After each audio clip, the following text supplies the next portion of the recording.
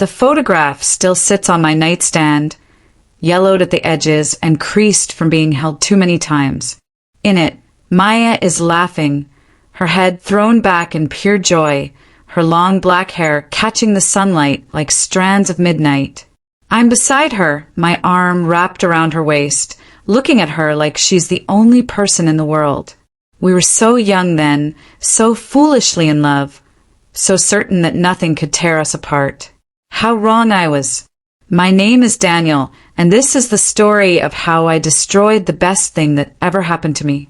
Maya and I met during our sophomore year at State University. She was studying art therapy, passionate about helping children heal through creativity. I was a pre-med student with dreams of becoming a surgeon, driven by my father's expectations and my own desperate need to prove myself worthy of the family name. She was everything I wasn't: free-spirited, compassionate, unafraid to feel deeply. Where I was rigid and calculating, she was fluid and intuitive. Where I saw the world in black and white, she painted it in every color imaginable. "You're too serious, Danny," she would tease, running her fingers through my hair as we lay in her tiny dorm room. "Life isn't a test you have to pass. Sometimes you just have to live it." But I didn't know how to just live.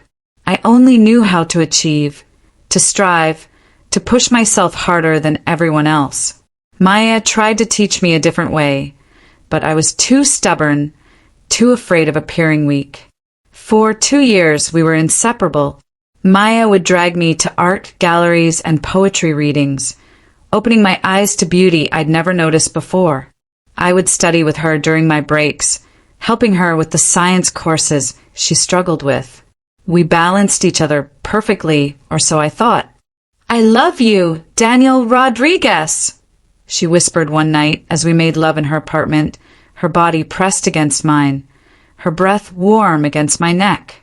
"I love all of you, your ambition, your intensity, even your stubbornness.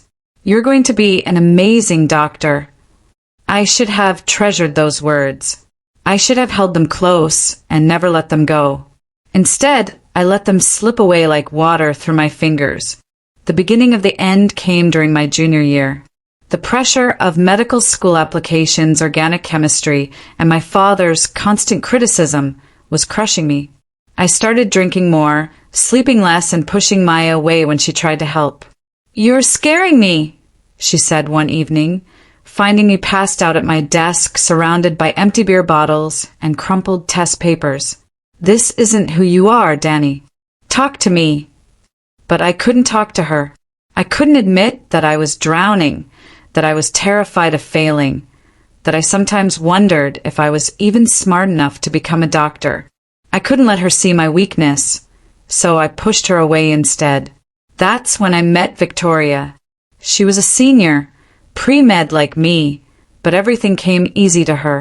She had the perfect grades, the perfect internships, the perfect connections. She was also beautiful in a cold, untouchable way that made me feel like I was conquering something when she finally noticed me. "You're wasting your time with that art girl," Victoria said one night after we'd been studying together in the library. "She's a distraction. If you want to get into a good medical school, you need to focus on what matters." I knew she was wrong. Maya wasn't a distraction. She was my anchor, my peace, my heart. But Victoria's words fed into my own insecurities, my own fear that I wasn't good enough, that I needed to sacrifice everything for success. The affair started slowly. A coffee after study sessions, late-night phone calls about assignments, study dates that became something more intimate. I told myself it was just physical, that it didn't mean anything, that Maya would never have to know. But secrets have a way of eating you alive from the inside. I became a different person during those months. Cold, distant, irritable. I picked fights with Maya over nothing, criticized her dreams, made her feel small and insignificant. I was trying to make her break up with me because I was too much of a coward to end it myself. "What happened to us?" Maya asked one night, tears streaming down her beautiful face. We were in her apartment, the same place where we'd spent countless nights talking about our future, planning a life together. I feel like I'm losing you, and I don't understand why. I looked at this incredible woman who had loved me unconditionally, who had seen the best in me even when I couldn't see it myself. And I said the words that would haunt me forever.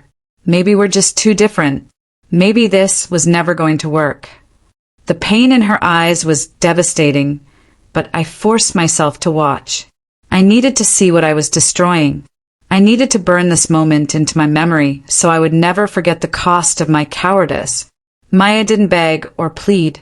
She had too much dignity for that. She simply nodded, wiped her tears, and said, "If that's how you feel, then there's nothing left to say." 2 weeks later, I was officially with Victoria. The relationship lasted 6 months. 6 months of shallow conversations and empty achievements.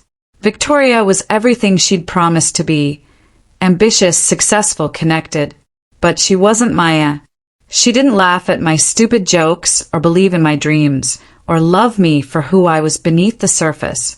When Victoria graduated and moved to Boston for her residency, she didn't even ask me to come with her. I was just another stepping stone in her path to success, easily replaced and quickly forgotten. I tried to find Maya after that. I called, texted, even showed up at her apartment. But she had transferred to another school, started fresh somewhere new. She was gone, and I had no right to follow. That was 5 years ago. I'm Dr. Daniel Rodriguez now, everything my father wanted me to be. I have a successful practice, a nice house, respect from my colleagues. But every night I come home to an empty house and remember what I threw away. Sometimes I wonder if Maya thinks about me. If she remembers the good times before I ruined everything. If she's found someone who deserves her love, someone who won't be foolish enough to let her go. I hope she has. I hope she's happy. I hope she's forgotten the man who taught her that sometimes love isn't enough to overcome fear and selfishness. Because I will never forget her. Maya was my chance at something real, something pure, something worth more than all the success in the world. And I threw it away for nothing more than fear and ambition. The photograph on my nightstand is fading now, just like the memory of her laugh, her touch, her unconditional love. But the regret remains sharp and clear, a constant reminder of the day when love became just a memory. Some mistakes you can fix, some wounds you can heal, but some things, once broken, can never be made whole again. I learned that too late.